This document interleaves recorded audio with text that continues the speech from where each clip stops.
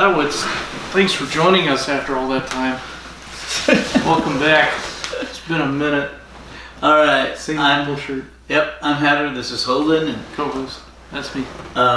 Today is the same day. August 28th, 2025. Same day as the last episode. And we're talking about Dimensions in Time. This is the Drunk Doctor Who podcast. Apocrypha, episode 8. Yeah. All right. That's us. Today we're talking about a Children's in Need special. Okay, this is a very different, strange history and interesting special / episode / 30th anniversary / Children in Need. Yeah. / EastEnders crossover episode. Okay.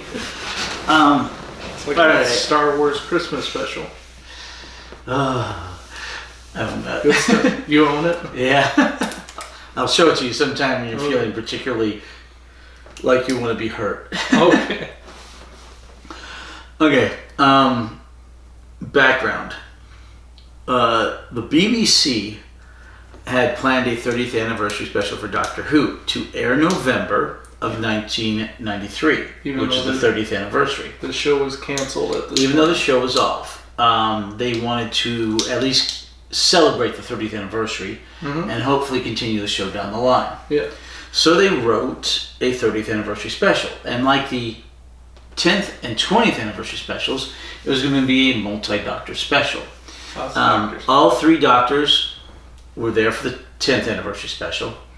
All 4 doctors, or all 5 doctors in some form or fashion, were there for the 20th, although they had to edit in Tom Baker from Shada. And they had recast the first Doctor. The actor died, played by a different actor.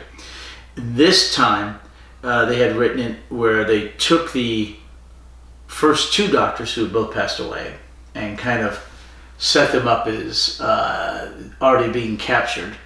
Pretty much the same way they did with the 4th Doctor in the 20th anniversary. Troughton passed away?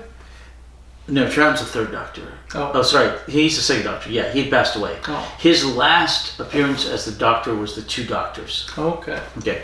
That's sad. Yeah, Troughton had passed away.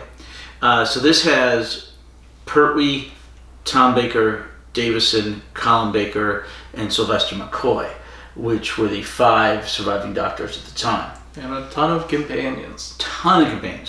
All right, so they had written this hour, 20-minute, whatever, special. Then the BBC got into negotiations with Fox to continue the show as a co-Fox BBC production, which led eventually to the TV movie.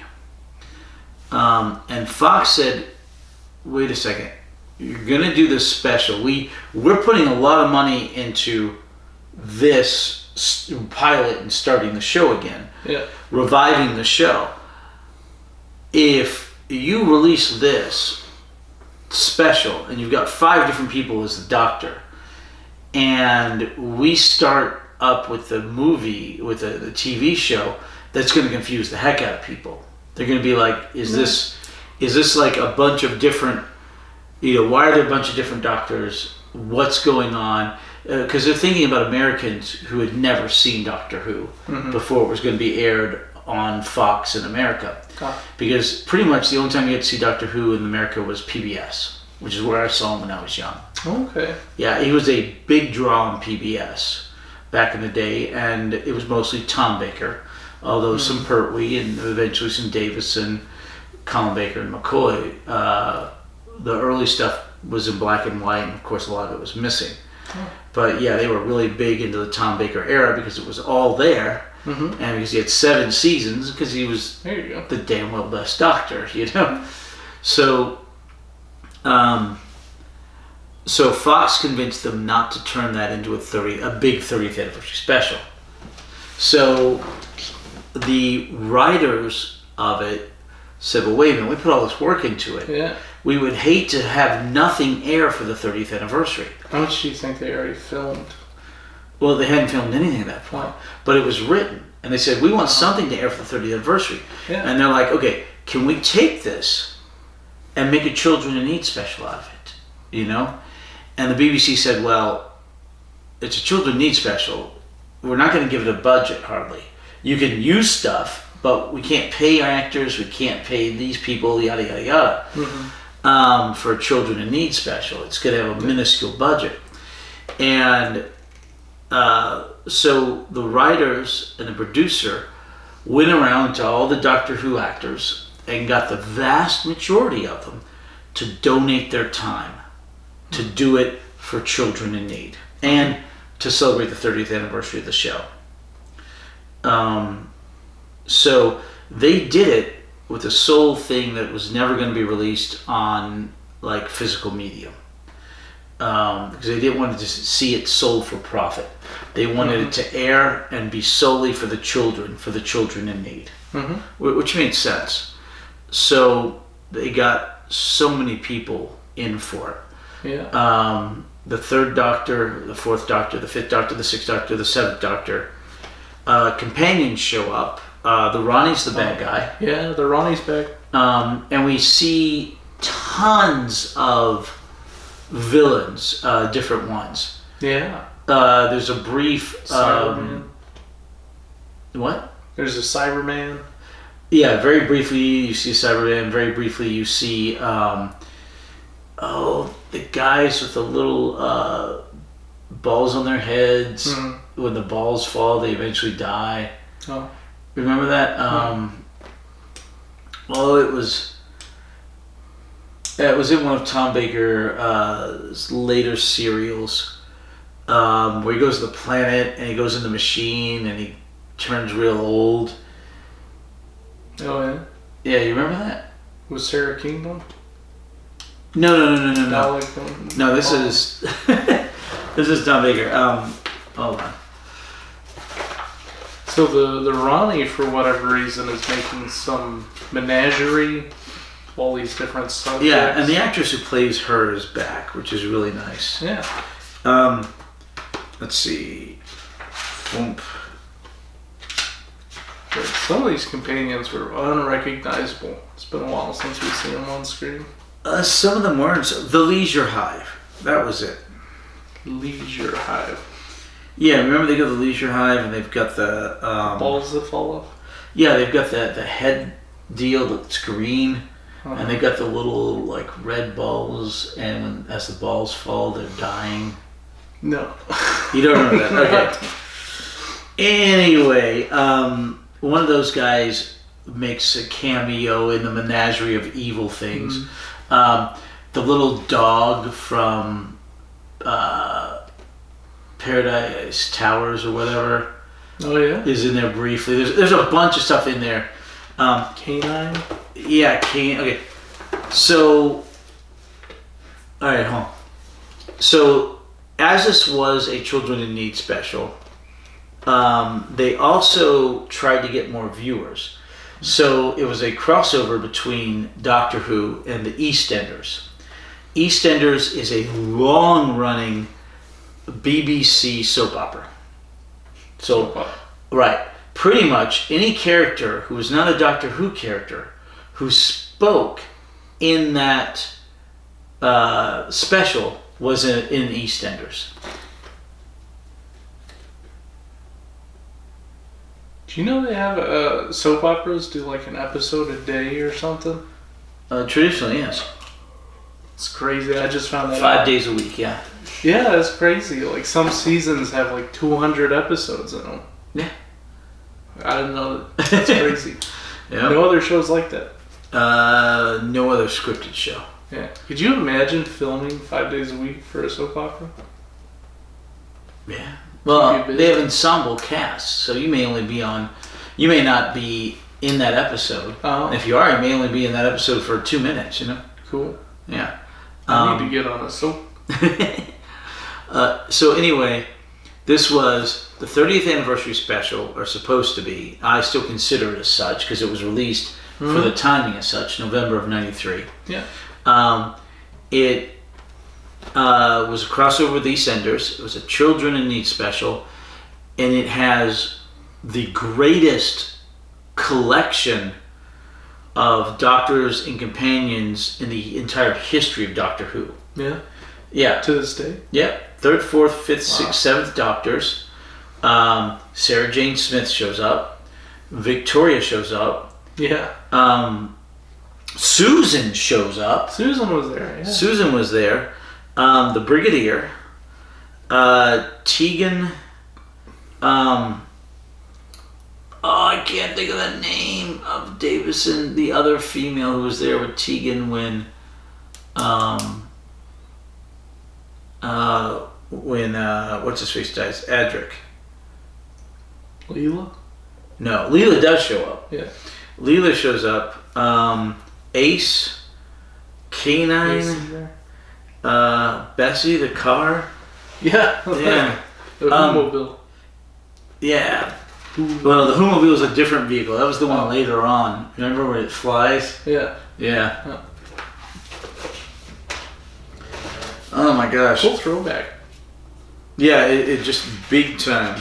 You only get to see them like seconds at a time though. They're swapping past a lot. Yeah, a lot. Space-time, temporal things all messed up. Nissa was the other one. Yeah, Nissa. Loch Ness. Romana 2. Uh-huh. Yeah, there's just a metric ton of companions. About the only ones of any note that aren't there is Jamie McCribbin. Yeah, he wasn't there. He wasn't there. Perry. She was Perry in all this wasn't third-party stuff. It Yeah. doesn't show up for Dimensions in Time. Where'd she go? I was wondering about that.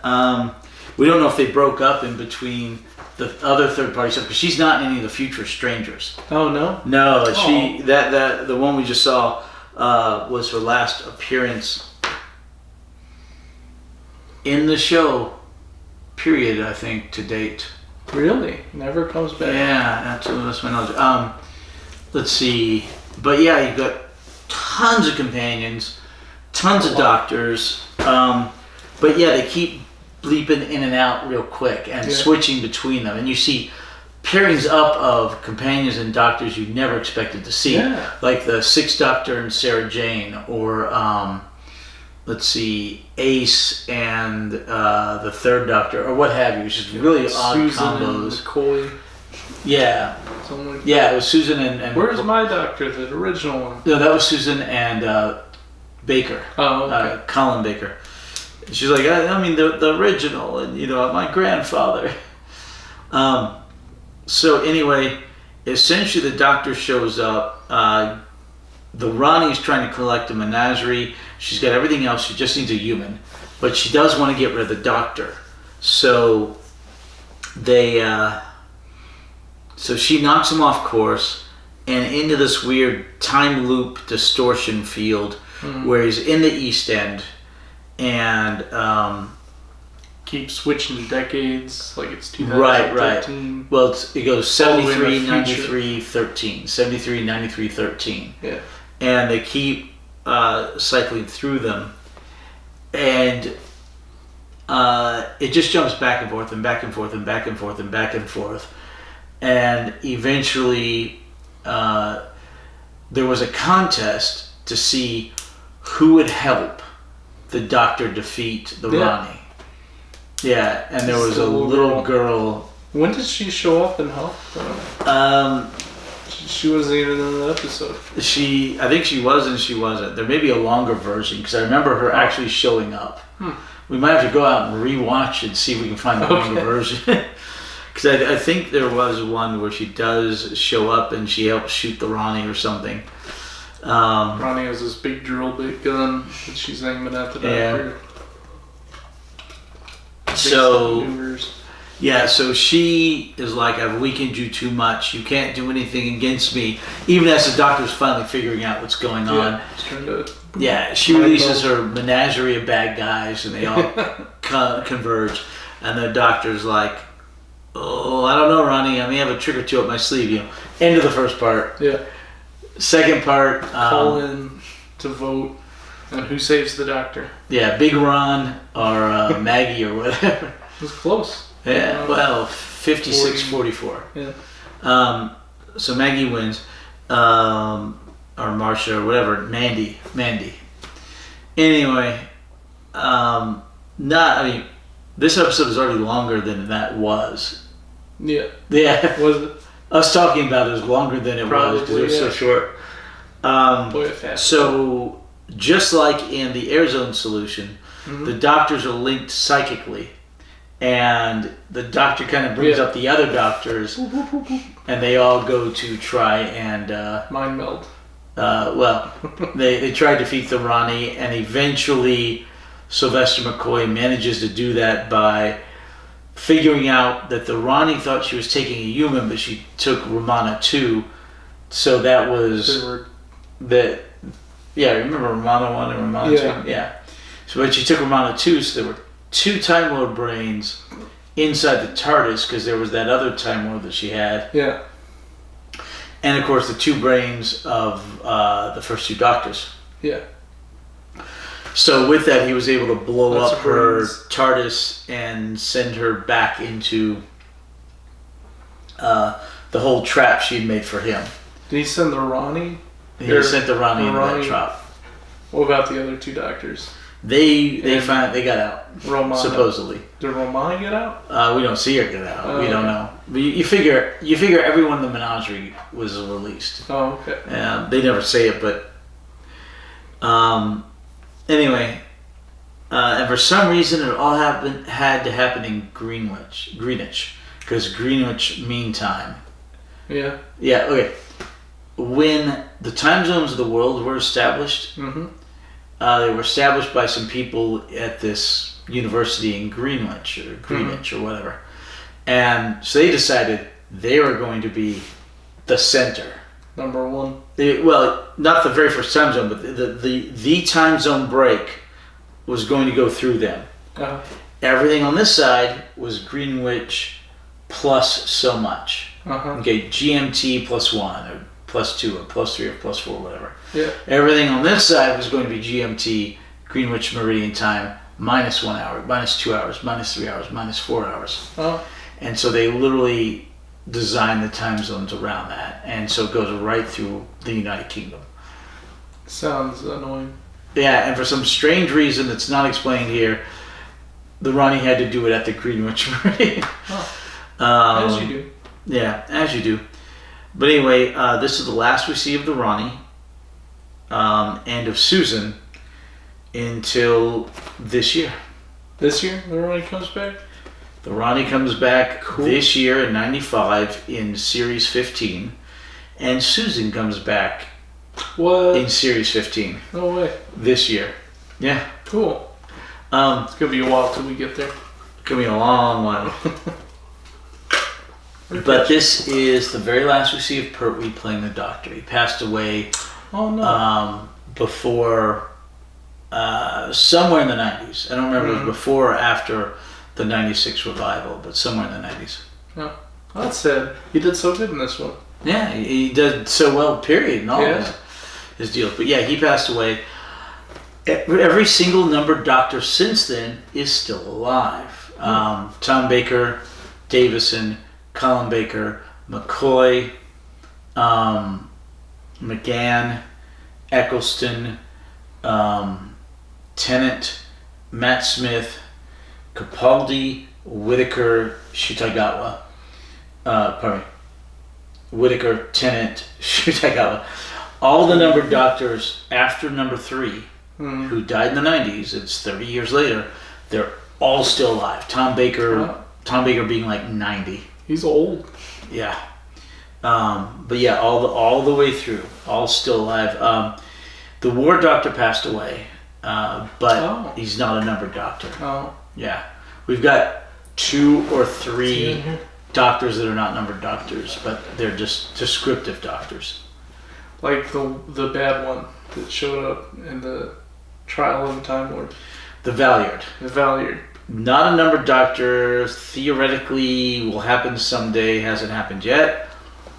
Probably never actually going to happen, but I still say it would be interesting to show the trial from his side to see why he did what he did. Because he's evil. No, well, there's possibility of that, but there's possibility that he was still trying to do the right thing, but he was coerced for some reason, Oh. The same way the Doctor did some really strange stuff in, oh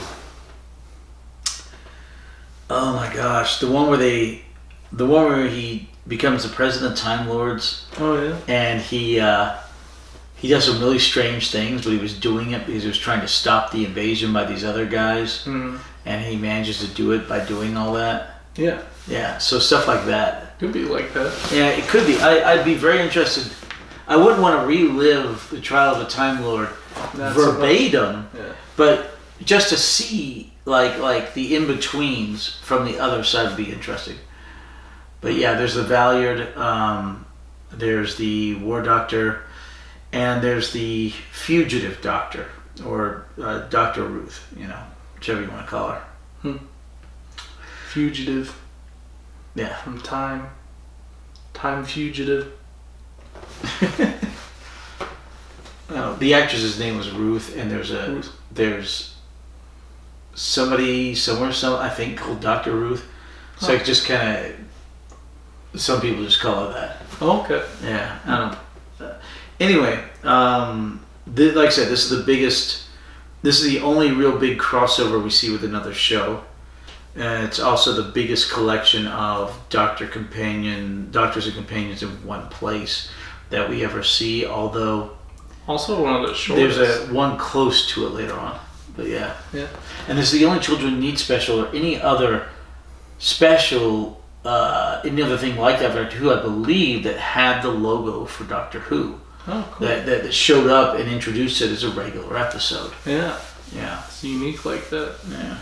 All right. Any questions about that or any other comments? Nope. A lot of fun, but very boom, boom, boom, boom, boom, and confusing. Yeah. It goes here, because it was going to be an hour and something had to be condensed. Yeah.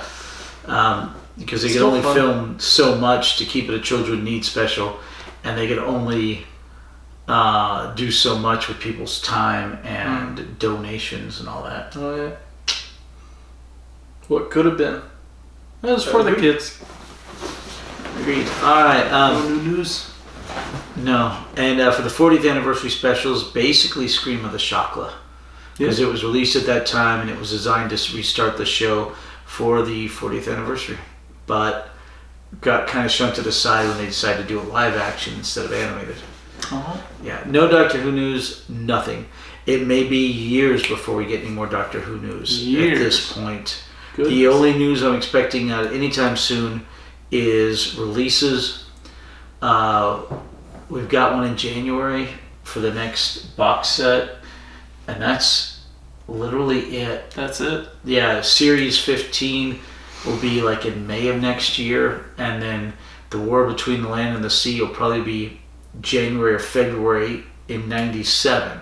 So I'm hoping for some more animated releases and box sets to be announced at some point soon. Mm-hmm. But yeah, until whatever contract the BBC had with Disney completely runs out, we don't know what the time length is on that, or they can figure out someone else to pick it up when it's available to be picked up. I don't know how long it's going to take. So I'd hate to say this, but there's a small chance, very small at this point, there's a chance we may catch up to the show before it continues. Yeah, even if it's another 6-7 years for us to catch up to it, it's possible. We're getting there. Yeah, well, I'm hoping the show has a lot more episodes. Yeah. All right, another cool. cancellation. Wilderness Years, but this one's even in the first Wilderness Years, which is what we're going through. Mm-hmm. The Apocrypha during the Wilderness Years. Yeah. The Doctor was still McCoy. He was the Doctor for this, who figured everything out, and he says very specifically, you have a hard time getting rid of me, right? Yeah. And then he shows up in the '96 movie. They bring him back to die to regenerate into the into the Eighth Doctor. Okay. It's a direct continuation, which I'm sure confused a lot of people. Like, who the heck is this guy? He just died. Why is he doing this? But yeah, he was the Doctor the whole time. Now we're entering and the second half of the Wilderness Years, we had McGann as the Doctor, and we knew he was the Doctor. Yeah. So we're entering another wilderness years period, but we don't know who the heck the Doctor is. I thought it was Shutai. Shutai begins to regenerate at the end of his last episode. Oh, but we don't see who. We do see to whom he regenerates into. Into whom he regenerates. Tenet again? No. Spoilers. I'll save that one for you. Okay. You haven't seen her yet. Really? Alright. But yeah, at this exact moment, there's no particular Doctor. You heard it here first, folks. Weird. Probably not, but... Probably not. Alright. See you next week. Double dose of The Stranger. Hey, stranger. More Apocrypha. Stranger we'll get to the TV danger. movie soon. TV movie.